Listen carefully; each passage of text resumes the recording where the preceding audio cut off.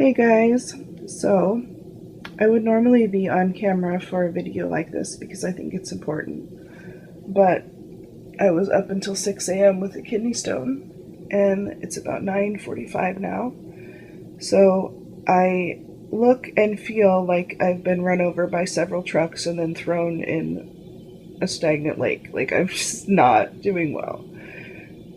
But what I have to say is important, and I don't want to lose my train of thought. I want to make sure and get this out while it's fresh in my mind. So, there's a lot of talk in this community about scamming and scammers and being scammed, and maybe they're scamming, and what if I get scammed, and like everybody's real freaked out about it, and I understand that. I've never been directly scammed. I've never scammed anyone.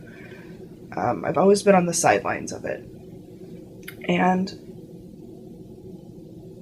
I think sometimes when people, say they've been scammed, it's been a misunderstanding, or maybe the artist just got really overwhelmed. I don't think most of the time it's a bona fide scam. I know that as an artist, I've gotten overwhelmed in the past. As you can see, case in point, my body does not always cooperate, and that's why I don't take a lot of custom orders, because I don't know what's going to happen with my health. I've got a lot of issues, and my body just doesn't like to cooperate. So I don't want to put people through waiting a long time because my health is not in a good place. So that's why I very infrequently do customs, and when I do, it's one or two at a time.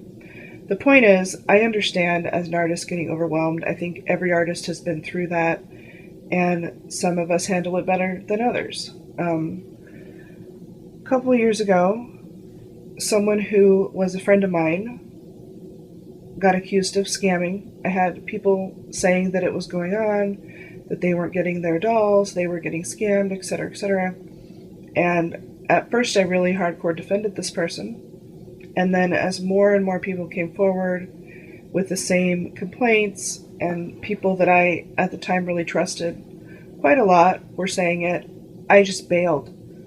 I just bailed on my friend.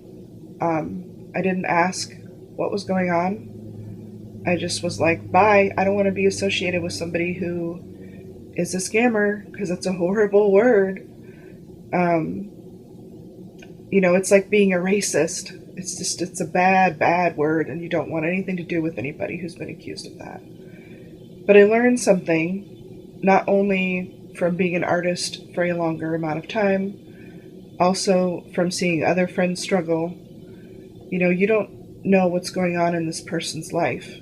And what I learned from that was, in the future, if this should happen, and people are coming to me saying so-and-so is a scammer, I'm going to ask what's going on, what is the evidence, why do you think that? But I'm also not going to bail on the person who is my friend who's being accused of that. I'm going to reach out and say, what's going on? Can I help you? What can I do? Because I really don't feel like most people they don't want to get behind. They don't want to get overwhelmed. They don't want to have a bad name in the community. But life happens.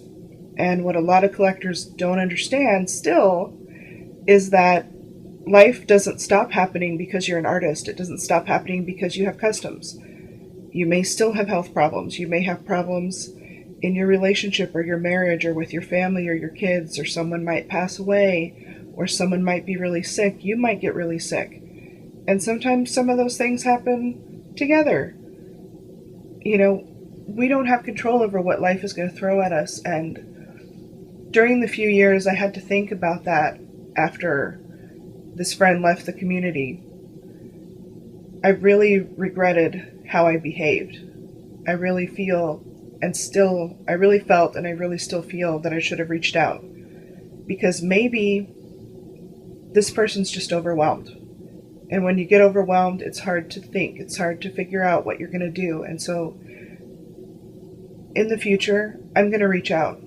I'm going to try to help figure out how to do this, or motivate them, or listen to them, or whatever they need that I can do from where I'm at, because most of my friends in the community don't live here in Dallas, Texas.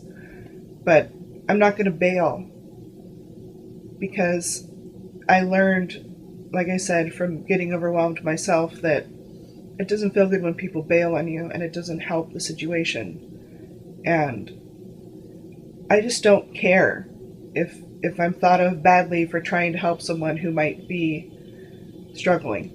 You know, if you're drowning, somebody's got to reach out and help you. And I'm going to be that person from now on, because I don't want my friends to drown.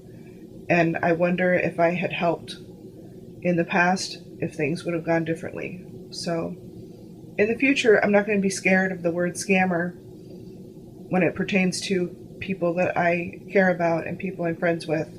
I'm going to reach out and say, hey, do you need help?